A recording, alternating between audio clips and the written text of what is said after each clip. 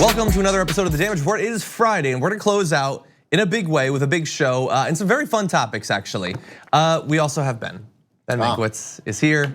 It's one of those big movie weeks. We were just talking about the Golden Globes, which I'm gonna be watching. Very excited for, because I watch a lot of TV and a lot of movies and everything. Anything you're hoping will get recognized? You know, they already didn't. People already aren't recognizing. What's her name? You know, Jodie Comer. Jodie. That's Comer, exactly what I was thinking. From Killing Eve. She's the best actress in America. Why did she not get nominated? Right, and it takes nothing away from Sandra Oh. She's amazing, but the true breakout star there is. Well, it should be Sandra Oh gets lead, and Jodie Comer give her supporting, even though she's kind of a lead too. Yeah. Anyway, that's frustrating. They should both be nominated. They should. And we will see if Sandra Oh is able to win on Sunday. But there is a lot of news that we're going to be talking about today. Obviously, we have a new Congress. They've been busy in the past 24 hours, including passing a set of new rules changes that will actually be joined in our second block by Representative Ro Khanna, who's going to be joining us to talk about that. He was one of only 3 votes against that new rules package. He'll be breaking down why he thought it was a bad idea to institute the PayGo program we've been talking about all week. A little bit later on the show, new Congresswoman Rashida Tlaib has triggered every Republican in the country over talking about impeachment of Donald Trump. We'll be talking about that. And there's a new R. Kelly documentary. It's brand new, so unfortunately it's not up for any of the Golden Globes, but very controversial for some reason. We're gonna be joined by David Dennis Jr., who's gonna be talking about that and the legacy of R. Kelly and his obvious issues and scandals. And a little bit later on, if we have time at the end of the show, Fox News brought on an expert on energy and climate, and he's one of the dumbest people I've heard in a long time. So that should be fun. We're gonna see what he thinks about fossil fuels and how they're actually good for the environment a little bit later on. But we will be starting off with my favorite story in a long time. We don't often talk about news from the previous day, but I have to this time because the right wing has had a long history of trying to take down Alexandria Ocasio-Cortez and looking kind of foolish. But nothing exceeds this, where they found a video of her from back in her college days and put it out there to destroy her. So we're gonna talk about it, but first, here is the video that they thought would be the end of AOC.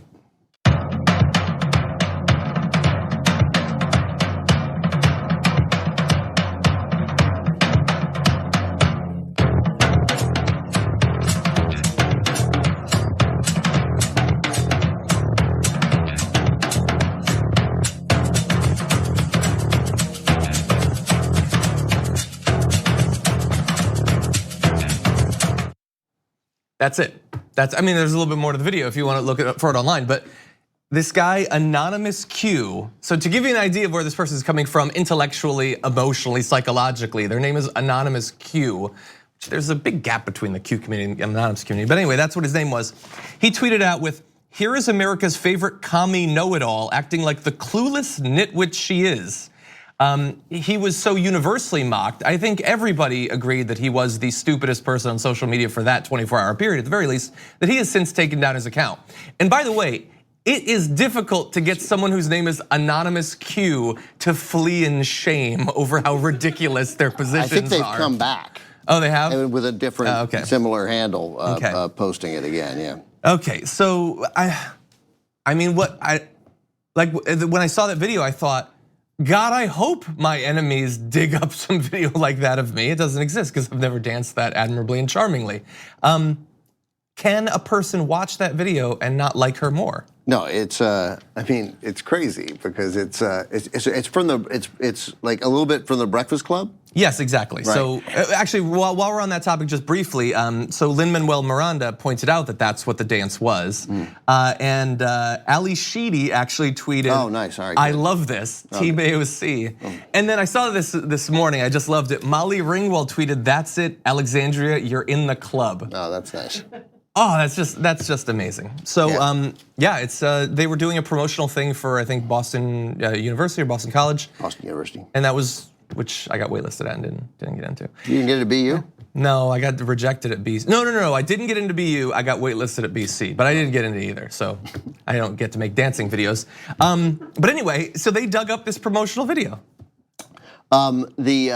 It's so dumb. I mean, but it's great. It's just about little political instincts because I mean, anyone would look at this and think, oh, this. I mean, it's infectious. Like she's I mean, look, let's break it down into simple terms.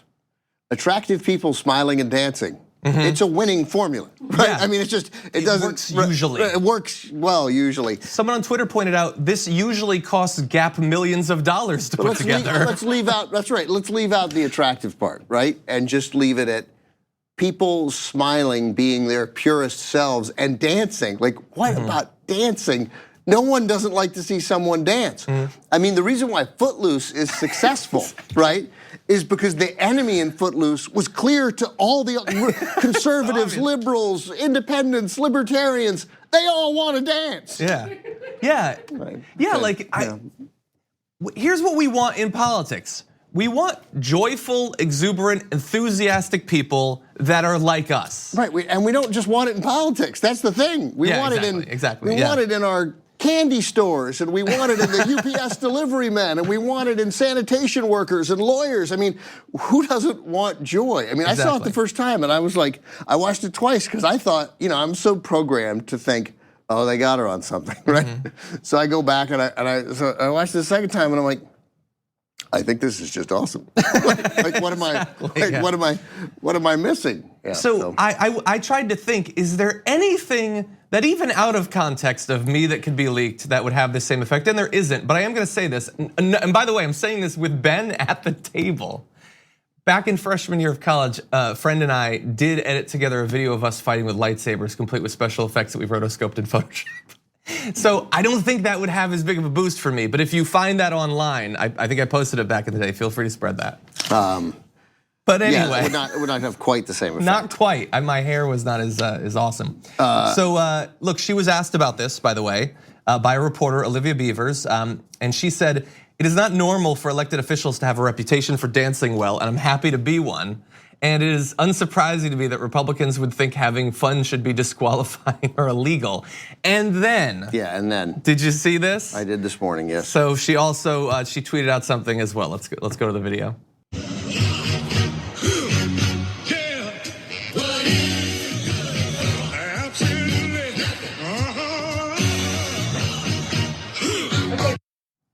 Oh God, so not only did she dance, but she smiled at the end. I think she's done. I think she's done, she might resign. She tweeted out with that, I hear the GOP thinks women dancing are scandalous. Wait till they find out Congresswomen dance too. Have a great weekend, everyone. Yeah, it's funny, you see like, whatever, there's that moment, because she's in the halls of Congress and she's dancing, and even perhaps even makes it more endearing is in the middle, even after starting that, she's like, I can't do this. I can't do this. I'm in Congress. Related to that, at the very beginning, she's clearly looking down the hallway to see if anyone's coming. Totally. She's which like, is again endearing. Right, totally. She's like, I don't want to, this is embarrassing, and so I'm only going to do it for 4 seconds, but whatever. Yeah. And so look, I just want to briefly say, I empathize with all of those people. The political strategists, the political communicators, the pundits, and the politicians that have the enormous task over the next 30 to 50 years of trying to take this woman down. I don't envy you that. I hope you're well paid because that is a difficult task. And anyway, look, really fast, let's just focus on why this? Why try to go after her dance or try to pick apart a quote when she misspeaks once or something like that? Because they say they're excited to run against her platform, but I don't think that they really are. I don't think that that's the avenue they want to take. They really hope that they will get a quote or a video where people will say, oh, she's crazy. I think that is their shortcut. If they can convince people that she's crazy, then maybe they can scare people away from her positions, but that's pretty much it at this point. I mean, they have, the eagerness to diminish, I don't want to sound like jank, but the desire to diminish progressives quickly with nonsense stories is just not working. Like, I get it, and I agree with him to some extent that happens, but you see it today also in Elizabeth Warren, where the New York Times and Washington Post, who I don't mean to criticize as aggressively as some others, but they both ran stories about the backlash from Native people against Elizabeth Warren. But there isn't a backlash among Native people. They literally can't find one leader who says anything other than, no, she's been very supportive of us. right? And then today, though, the Huffington Post, with their banner headline, was back sort of defending Elizabeth Warren, how the mainstream media got every part of that story wrong. Yeah. And the backlash here, not in the form of a Huffington Post article, but on social media, was just sort of the world being like, "Come on, man." So I would say that there is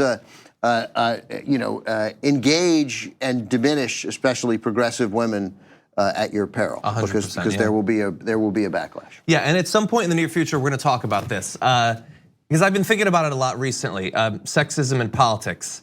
That people think about it in only one way when it really functions in a couple different ways. It can lead you to hate a person, but it can also color how you hate a person. And so I want to talk about that at some point. But we do have to take our first break. When we come back, Congressman Ro Khanna will be joining us. We'll be talking PayGo, other rules changes, and more after this. We need to talk about a relatively new show called the Republic, or UNFTR. As a Young Turks fan, you already know that the government, the media, and corporations are constantly peddling lies that serve the interests of the rich and powerful.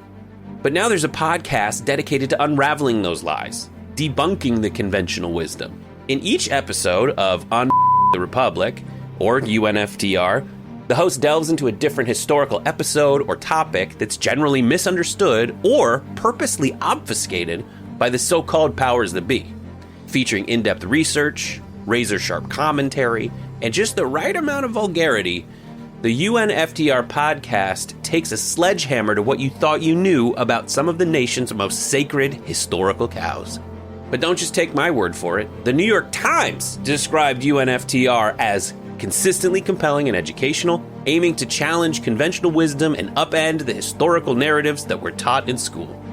For as the great philosopher Yoda once put it, "You must unlearn what you have learned."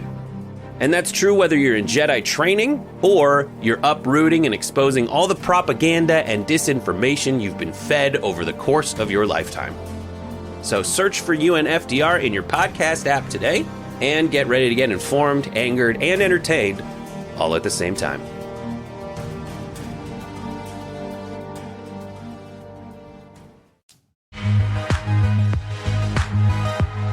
The controversial new House rules package ended up passing yesterday with only 3 no votes against it.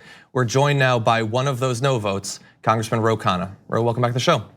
Great to be back on. Very glad to have you here. Thank you so much for voting against the package and your advocacy to try to get others to vote against it in advance of it. Could you explain for the audience why you felt you needed to vote no against this rules package? Well, PayGo is basically austerity politics. What it means is that you have to balance the budget for every piece of legislation and look for offsets. We know historically that we had an inadequate response to the Great Recession, and we should have had a much bigger stimulus. If we had a bigger stimulus, unemployment would probably have been around 4 or 5% by 2013 or 2014, and we would never have had Donald Trump. We know that Europe had an inadequate response to the Great Recession, which gave rise to far-right movements and created anti-immigrant fervor. It's one of the biggest economic mistakes of recent times. And so why Democrats would want to straitjacket themselves and not have the flexibility to have large public spending in downturns or long-term public investments is just wrong economics. I recommend Paul Krugman's New York Times column that makes this argument better than anyone has, or Stephanie Kelton's work. There isn't a major economist in this country who thinks PayGo is good policy. And it's a consequential issue of whether we're going to have flexibility in fiscal policy. That's why I oppose the rule. I'm now going to work with Mark Pocan from Illajapal and some others to change the statute. So, Congressman Khanna, this is Ben Mankiewicz. How are you? Nice to talk to you. Hi, Ben. You mentioned Stephanie Kelton, and she has a quote here. It's in a Vox piece that the message Democratic leaders are sending is that we as a party, Democrats, stand for fiscal discipline.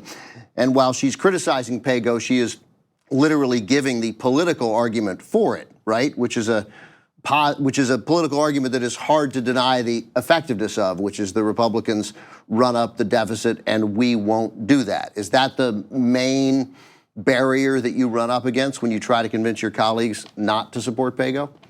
Yeah, you're absolutely right, Ben. The 2 arguments that they give are well, we're losing a competitive advantage. We've just said that Trump's $1.5 trillion was irresponsible. We need to hammer that point home and be the party of fiscal responsibility. And the second thing they say is, well, if we don't have this provision, the Republicans will just accuse us of unlimited spending, and we need to show we're responsible. What that misses is two things. First, the Republicans always run on economic growth. They say, well, their tax cuts are going to magically pay for themselves because it's going to produce 3 or 4% economic growth. Of course, it never does. Our policies actually do produce economic growth, investments in education, healthcare infrastructure, but we never make the economic growth argument. Somehow we are left cleaning up the mess the Republicans create, and we don't have progressive policy. And secondly, it's just wrong economics. I mean, it's the only time deficits matter, and Stephanie Kelton has pointed this out, and Krugman points this out, is if you have either high inflation or high interest rates. You have a moment now and over the last 10, 12, 15 years of low interest rates and very, very low inflation. So to be tackling a mythic deficit in this environment is just not good economics. So you've done a very good job of pointing out some of the likely economic effects of this sort of policy existing and the sort of stated reason that Nancy Pelosi and others in leadership wanted it. But many progressives are frustrated because they believe that the intent was somewhat different, that this could be used in effect to stop bold progressive policies like a Green New Deal, Medicare for all, universal education, those sorts of things from going forward. To what extent do you believe that that sort of thinking did influence the push to have PayGo in this new rules package? Well, I do give credit here to Pramila Jayapal and Mark Bocan, the chairs of the Progressive Caucus, who negotiated with leadership, including the Rules Chairman, a commitment to get a waiver for any of our bills. And Pramila Jayapal specifically got a commitment to get a hearing on Medicare for all. You would think that that's obvious, but we've never, ever had a hearing on Medicare for all before she got that through. So I think, look, some of us challenged the leadership publicly. I think the progressive co-chairs use that to get these commitments on waivers to make sure we will have hearings and votes on these policies. And it's going to be up to us now to make sure that at least leadership holds and honors those commitments. And so I take it that at this point you do have a fairly high level of confidence that those waivers will exist in 6 months or a year? I do, and partly because of your program, and partly because you have helped make this an issue that everyone around the country cares about. I had colleagues come to me saying they got 300, 400 phone calls in their office over this issue. And it shows the power of social media. It shows the power of networks like TYT. It shows that politics is as much an outside game as an inside game. So your voice has really mattered, elevated this, and I think in response to all of that, in the leadership of the Progressive Caucus co-chairs, we have gotten these commitments. That is certainly the hope, and thank you. I do want to talk about a few of the other, I guess, the chips that progressives were able to get in the bargaining over the past couple of weeks, because I saw Representatives Ocasio-Cortez and Jayapal talking about the proportional representation on committees and also stopping the supermajority needed for tax increases in the future. How significant of changes do you think that those are? The supermajority was a big win, and again, that was Mark Bocan and Jayapal who negotiated that, and it was just a policy requiring a 2/3 majority to raise taxes. I couldn't think of something more misguided. I mean, do you really need 2/3 of Congress to repeal the Trump tax giveaways to the 1% that went on stock buyback? So I'm very glad that that was taken out. The proportional representation, let's see. I mean, I'm not sure we're going to get to the 40%. I hope we do. People can play games. They can join the quote unquote progressive caucus afterwards. And that doesn't mean necessarily they're going to vote progressive. I guess, it's better than nothing. But the key concession, I think, was the getting rid of the 2/3 supermajority. Yeah, certainly so. Okay, well then we'll be watching those membership rolls for the Congressional Progressive Caucus closely in the near future. I did want to ask you one other question, because since the last time that we spoke on this program, we had not only a switch over to a new Congress with Democratic control, but also a successful Senate move to pull US support for the Saudi war on Yemen? I know that on the House side, you've been pushing for that for some time. In the near future, can we expect that legislation to come again in the House? Yes, Nancy Pelosi has given me her commitment that we're going to have a vote in January. Let me tell you why this is so consequential. It's actually the work I'm considered the most meaningful in my 2 years here. Yemen is facing a potential famine where 12 to 14 million people could die in the next few months. To put this in perspective, the last famine of this proportion was in West Bengal in 1943, where 3 million people died. I mean, this is a humanitarian catastrophe on scales unimaginable. And it's happening for one single reason. The Saudis are bombing the port of Hodeidah. And as a result of that bombing, food and medicine isn't getting in to Yemen. We have enough food, we have enough medicine, we just can't get it to the Yemenis people. And there's hyperinflation there. People can't afford it because of this bombing. And the US has been assisting the Saudis in the bombing. We were refueling their planes, we were assisting in targeting, we were assisting in logistics. The administration, because of the pressure that Senator Sanders and I have been putting for the last 2 years and the resolutions we were introducing, finally said that they were going to suspend the refueling. But Congress needs to go further. We need to make it clear we want no support to the Saudis for this war. We know that the coalition is paying attention. After the Senate passed their resolution, Mattis called the coalition and said, you've got to get to the negotiating table. We can't have another embarrassment in Congress. I believe when we pass this resolution in the House and then again in the Senate, it's going to help stop this war, and it's going to reassert Congress's role for a less interventionist foreign policy and a foreign policy that privileges human rights. And I just want to credit again the grassroots activists around this country. This was an issue that the leadership was not paying attention to. They spoke out on this. They called members of Congress. That's how we've made any change. Yeah. Well, hopefully, certainly long overdue, and I hope that your legislation is successful. Congressman, I want to thank you again for joining us on the show. Thanks for always having me back, and great to be both with you and Ben. Thank you. Thanks, Congressman. We're going to take a short break. When we come back, Alexandria Ocasio-Cortez in the news again for an interview that's going to come out on Sunday, where she proposes higher taxes on the super wealthy to fund major new domestic programs. We'll break down that, both what she's proposing and the history of those tax increases after this.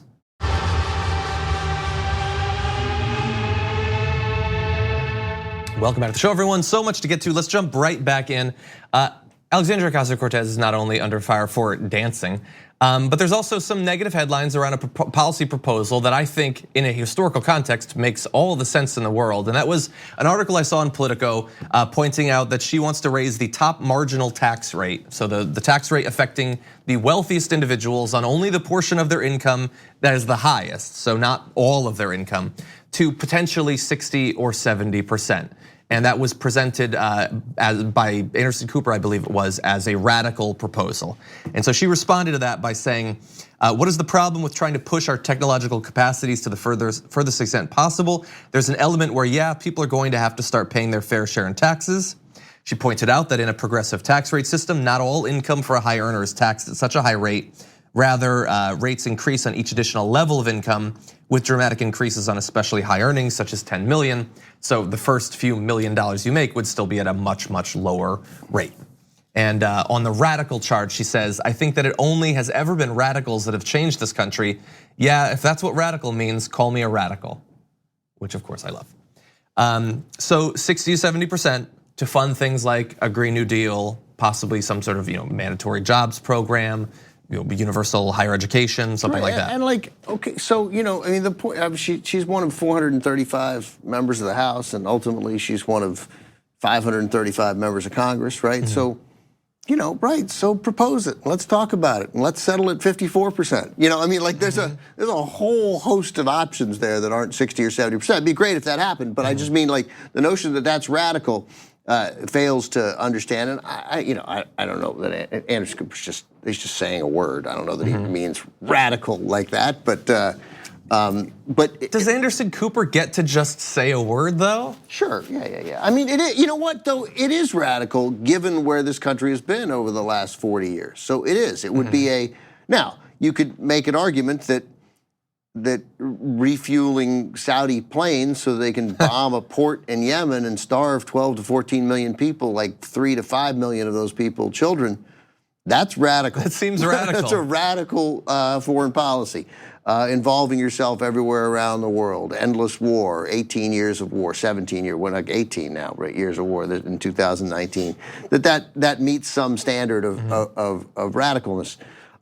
So, a language matters. So to your point, yeah, I mean, he gets to use a word, but I mean, we throw that word around without, it means different things to different people. Yeah. But it is of course, we should have a tax policy where the rich bear an enormous burden. Yeah. I don't, and of course, and it's nice that she points out what has always been the case, that if you make $10 million a year, you're not taxed at 70% on if it reached let's say 60, it wouldn't be 60% on the 10 million. From $1. But at some point, when you make $280 million a year, I'd like to get for that last 270, I think we should get a big chunk of it. Probably. And you're still going to be rich. Exactly, yeah. They have, to whom much is given, much is expected, or whatever. That's a saying for a reason, people. And but there, real quick, this just occurs to me. One thing that she is good at expressing is that there is a notion. And it is not it is a notion, it is an earned notion among many conservatives that if you give the government that much money, they'll just blow it. They'll blow it on nonsense. So if you're going to do this, it has to be with a very clear, expressly laid out plan for what that money is going to do. Which she's going to do, but we don't want to create the idea that, hey, we're just going to give the government more money so the government can come up with more programs that maybe don't work. Yeah, I mean, look, she wanted to have a select committee on the Green New Deal where they would spend literally the next 2 years coming up with exactly what this plan would be, so that over the 10 years following it, we would be able to squeak by under the 12-year time limit where scientists appear to believe that the worst excesses of climate change would be unavoidable. And I don't want to focus too much on Anderson Cooper. I don't even watch Anderson Cooper, but to just throw around the word radical, which it can be just a word, but it's a word that disqualifies people and ideas. I mean, I think a sane person could say the current situation we have right now is radical. The idea that the rich were able over the course of 60 to 70 years to drastically cut their tax burden seems pretty crazy radical. And to say radical means oh my God, I can't even imagine. Well, I can't imagine, but we've had this in the US. If we could bring up this chart, you're gonna see the top marginal tax rate historically. So we're over on the right side in 2005, but you can see that for literally decade after decade, it's way above 60%. It's 70, 80, 90%. It capped out at 94%. And those decades, as we have pointed out for years on TYT, were some of the most productive, economically successful years, not only in US history, but in world history. Right, and nobody paid the 94%. I understand that. A lot of the rich and corporations don't pay the tax rate that they have right now. And where you're right about Anderson Cooper, and just to use him as an example, but to everybody, is this notion that what they know, what is different from what they know is therefore radical. But the country's 240 years old, and yes, that would indicate that first of all, that we've had that it's not radical because we've done it before, making it by its definition, no, just going back to something we did before, which is another way to do it. Returning, yeah. But also that word was never used by mainstream hosts. I'm sure it was used by guests, but that would never have been used by Anderson Cooper and I don't mean to call him out, but it is a manner of changing the way they think. And I think guys like Anderson Cooper can, because he's a very smart guy. That a $3 billion tax break for the richest Americans, that was radical. Trump's tax was $3 billion, right? You're talking about 1.8 trillion? That was last year. Yeah. It was a little more than $3 billion. It was a lot more, actually. It's funny. It's crazy. As soon as I said $3 billion, I'm like, that doesn't seem like enough. No, it's more. So Trump's tax break for the richest Americans, that's radical. That's crazy. And to have no PayGo offset for it, right? To just be like, no, we're just not, that money just won't come in. Magically, people will invest more and that money will trickle down into the economy. We know for a fact that doesn't happen. Yeah, I would say taking the tax rate from 94% down to 33% over the course of a half a century seems pretty radical as well. Anyway, just putting this out there so that hopefully we can start to change the language and the dialogue about these sorts of things. I saw that Lawrence O'Donnell liked a tweet I had about this historical trend. Hopefully on his program tonight, he'll bring it up. We'll see, maybe he can do better than Anderson Cooper. Anyway, we are going to take another break. We come back, new documentary detailing the history of R. Kelly's scandals and illegal behavior. Very controversial for some reason. We're going to be joined by a guest who's going to help break it down.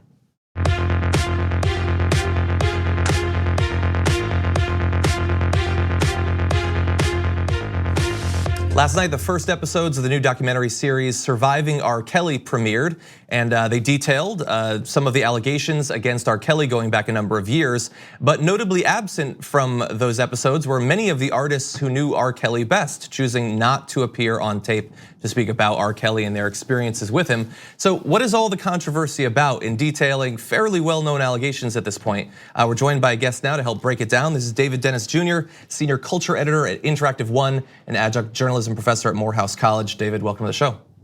Thanks for having me. Very glad to have you here. So based on the 2 episodes that are available right now, what is your initial reaction to the documentary series? Well, I thought that I knew sort of the depths of R. Kelly's alleged crimes with underage girls. We knew that he had been married to Aaliyah when she was 15. We know about the infamous quote unquote P tape. But the depths of just how vile he was is really shocking. They go into detail about him having underage girls in the studio with him while he was making his songs. About a lot of the songs, one of the songs allegedly, "You Are Not Alone" that he wrote for Michael Jackson was about an underage girl who had a miscarriage.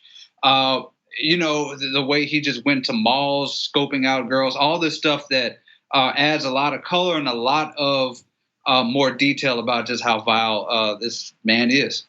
Wow, I did not know that about You Are Not Alone. That is pretty dark. And Right. In advance of the documentary coming out, I saw on social media a list of some of the big stars, generally in music, but not necessarily just in music, who were asked to participate in the documentary, but chose not to. And there were only a few. I mean, John Legend did participate, and he's been very vocal against R. Kelly. Why do you think that Dream Hampton, the producer for Surviving R. Kelly, why did she have so much trouble getting these people to go on the record? Well, what we've learned here is that one of the interesting aspects of the documentary is that R. Kelly was aided and abetted by a network of people who were complicit and helping him go find these girls. I mean, this was not just him doing this on his own. He talks about the documentary talks about men who would go to malls and find girls for him, or who would lie about Aaliyah's age when he got married. And a lot of these artists that Dream Hampton reached out to do have a relationship and did have a relationship with R. Kelly after these allegations came out, after he was married to Aaliyah, after the tapes came out. And I'm sure a lot of them don't want to answer for how they aided his career. It just seems amazing to me because I'm gonna keep it real. I don't really pay attention to music news too much. I don't follow music all that closely. But even as a casual observer, I mean, I obviously knew about this years and years ago. I mean, it's been out there for so long. It was casually joked about on the Chappelle Show and things like that. For people to feel like it's still so off limits to name like the obvious seems odd. In sort of related to that, like we've had opportunities where we as a society could have done something about this. I want to mention one interview that Torre did with R. Kelly years and years ago, where he asked R. Kelly if he liked teenage girls, and R. Kelly answered, "How old are we talking?" Right. But right. that didn't really hurt him that bad, apparently. Yeah, well, R. Kelly is on the interesting, beneficial for him intersection of 2 things. One, the fact that he is a superstar, celebrity, and also the fact that most of these crimes have been committed against black women, which society as a whole does not really care about. I mean, finding justice for black women has been hard to do throughout the history of America. So R. Kelly is in that nice little pocket of being able to get away with a lot of heinous acts because of the people that he is impacting are generally the lowest of the low in society in terms of what America values, in terms of who deserves to get justice. So are you surprised by the continuing support for R. Kelly in terms of his music, his ability to still do shows and sell albums and all that? No, I'm not. I'm not surprised by it because, like I said, he's affecting black women, and the fact that he's doing this allows him to sort of go under, to be a celebrity under the guise of either innocence or people don't care or people feel like these women don't deserve justice. So I'm not surprised that R. Kelly has maintained his celebrity status. I mean, you look at some of the other sexual assaulters in the history. In history, Louis C.K. Is out doing comedy shows now. Woody Allen was always able to make movies. The Me Too movement has stifled a lot of this, but these people have been able to come back. So, and a lot of the women who are impacted were white women. So just imagine what you can get away with when you're doing this to women of color. So do you feel like Louis C.K.'s ability to bounce back relatively quickly? I mean, R. Kelly, he's still selling shows and everything. Theoretically, in another universe, he might be a bigger star if we'd never found out about any of this. Do you feel like there's a very strong racial component in what society will tolerate from these stars? Yeah, for sure. I mean, it's more so about who the victim is, more so than about who the actual perpetrator is. We'll see that if you are doing these things to black women, you can kind of go through your career relatively unscathed. Even now there are new artists, Extentacion, who passed away last year, was on his way to a viable rap career with a history of doing some terrible acts, with abusing women in his life. So yeah, there's definitely a racial component here, and in regard to the level of what you can get away with. So the argument that you often hear when you have someone who maintains a career despite people generally agreeing that they did these things is that they are separating the art from the artist. Do you buy that argument at all? And if so, when is it appropriate and when is it not? No, I don't buy that argument at all. There's no way to separate the art from the artist, because the person who you are goes into your art. You look at R. Kelly. He had underage girls in the studio while he was making his songs. Like, they were part of his art. He made an album with Aaliyah, Age Ain't Nothing But a Number. That was part of his art. That is his love of abusing underage girls intersecting with his art. There's no way to separate them. That is who he is as a person. Look at Woody Allen. His movies were all about older men and younger women. Louis C.K.'s TV show was, there were a lot of scenes of him not understanding the boundaries with women and pressing up on women. This is part of who you are. Like, if you are a rapist, if you are a racist, if you are a sexual assaulter, that is who you are. And it's impossible to make art or to put out any energy in the world that does not reflect who you are. So then you're a journalist, you write about these sorts of things, lots of people care. I mean, they're gonna watch the documentary, there's that. But other than that, if people care about this, what can they, either as potential consumers of music or journalists who talk about these sorts of things, what can they actually do in this case? I guess first in the abstract, just listen to accusers, listen to survivors, listen to black women, listen to women in general, listen to people who say that these things are happening. More concrete, stop listening to R. Kelly. Stop going to his shows.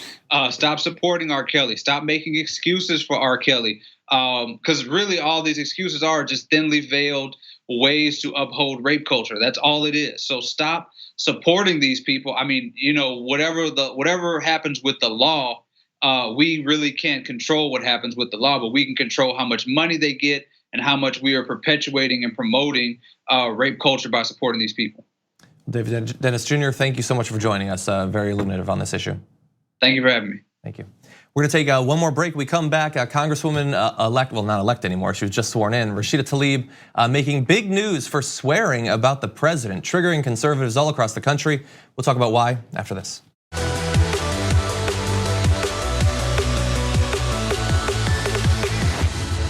We're like 24 hours into a new Congress and a lot of news being made, including by new Congresswoman Rashida Tlaib, who was speaking with a group of her supporters, and she used a curse word, as you'll see. And when your son looks at you and says, "Mama, look, you won," bullies don't win. And I said, "Baby, they don't, because we're gonna go in there and we're gonna impeach the motherfucker." Damn. Okay, so everybody's losing their mind today now. I would argue they're not being genuine, but if we take them seriously, the right wing is shocked and chagrined over foul language coming from a politician. These Trump supporters will not stand for that, okay? And so they're very frustrated with Rashida Tlaib. Now, very few people seem interested in her actual argument that she's made, both in the rest of the video that nobody sees, but then also in an op-ed published today by the Detroit Free Press, which we're gonna have excerpts from. Before we get to that though, do you feel like she should immediately be booted from the House for swearing at that bar? I think it was a bar. Is that a serious question? No. Yeah. I mean, Dick Cheney swore on the floor of the Senate, right? Yeah. He told Pat Leahy to go F himself. I mean, Yeah. which is strong language. The literally, S-hole countries, like that wasn't an issue, apparently. Right. He said it about the great New York Times writer Adam Clymer, great political reporter for years. Major league asshole was the line used there. Big time, then one of them said. Oh, yeah. Big time, yeah. And I mean, it's funny. Those are the things I like best about Dick Cheney. Exactly. Well, and Dick Cheney later said that's one of the best things I ever did. Well, about that quote. Oh, is that right? Leahy. Yeah, right. I mean, seems odd, but right, I mean, they're debating important things. I mean, it's not a real debate with Dick Cheney because he's he epitomizes evil. But nonetheless, like it's okay to tell another senator to go F himself. That's all right. Yeah, and so here, like this is going to be shocking to members of the press that are like, oh God, no, she swore. What she said and the tone she delivered it in and the reason she said it is reflected by a gigantic percentage of this entire country who are fed up with him. And not just on the surface stuff, the tweets, but the substance. So let's get into that. Her, Rashida Tlaib, or Representative Rashida Tlaib's op-ed in the Detroit Free Press, these are just excerpts, you can go and find the entire thing, but she said, we already have overwhelming evidence that the president has committed impeachable offenses, including, just to name a few, obstructing justice, violating the emoluments clause, abusing the pardon power, directing or seeking to direct law enforcement to prosecute political adversaries for improper purposes, advocating illegal violence and undermining equal protection of the laws, ordering the cruel and unconstitutional imprisonment of children and their families at the southern border, and conspiring to illegally influence the 2016 election through a series of hush money payments. So that's a start. I mean, that's a few things. So it's easy to just say, hey, lady, no swearing. It's a little bit harder to rebut all of, I think, very good points she's making about at least we can have a conversation about things that seem like crimes. Yeah, we don't need to wait for Mueller's report in the sense that we know enough about Donald Trump to warrant his impeachment. I mean, I don't think it's going to happen. I mean, he might get impeached by this House. He's not going to get convicted by this Senate, barring a change in the political playing field. But I mean, what we already know is enough. I mean, again, it's written deliberately nebulous, high crimes and misdemeanors, right? So almost that means whatever you think is worthy of being removed from office. It's not the worst thing in the world to be removed from office. You don't have a right to be president forever, right? And when you refuse to separate yourself from your business, when you profit off being the president, right? In addition to the litany of other things that we already know. Right, so it's not that. That said, as Nancy Pelosi put it, I'm not in the censorship business. I don't like that language. I wouldn't use that language, but I wouldn't establish language standards for my colleagues. That's right. That's a good answer. That's right. Yeah, I think you should avoid saying mother effers. Okay. Well, I don't say it on the show because I get in trouble. I just think, it's nothing wrong with saying we're going to impeach him. We're going to impeach him now. He doesn't deserve to be president of the United States. But whatever. She got caught up in the moment. And by the way, just really fast, she agreed to some extent with you, saying whether the president was directly involved in a conspiracy with the Russian government to interfere with the 2016 election remains the subject of Robert Mueller's investigation. But we do not need to wait on the outcome of that criminal investigation before moving forward now with an inquiry in the House of Representatives on whether the president has committed impeachable high crimes and misdemeanors against the state, abuse of power and abuse of the public trust. These are, of course, separate things. And I understand some people's response will always be, well, then you'll have President Pence. Okay, that is an accurate assessment, hypothetically, of the political outcome of doing what might be necessary, not in terms of political considerations, but in terms of the reality of crimes that have been committed. Look, I mean, nobody knows for sure, but I'd rather run against Mike Pence than Donald Trump. Yeah, and I would also argue, you know who's not in a powerful position? A president who got there because the guy above him was impeached. That's right. So bear that in mind. Now, Donald Trump responded saying, how do you impeach a president who has won perhaps the greatest election of all time? Done nothing wrong. No collusion with Russia. It was the Dems that colluded. Had the most successful first 2 years of any president and is the most popular Republican in party history, 93%. I mean, I love it how you punctuate that for him because that's not. I mean, it's just a big and of course, full of wild untruths, including 93%. But again, Donald Trump doesn't lie just to get you to believe the lies. He lies to get you to not believe in anything anymore. The idea that the Dems colluded. If he can get you to believe that, then he can get you to do pretty much anything. He does make is one good point about being the most successful first 2 years of any president in American history. That's a good point. Well, I mean, you can't argue against that. Yeah. Okay. Thank you, Ben, for joining us. Always good to have you on. Thank you for watching. We'll be back next week with a lot more for you.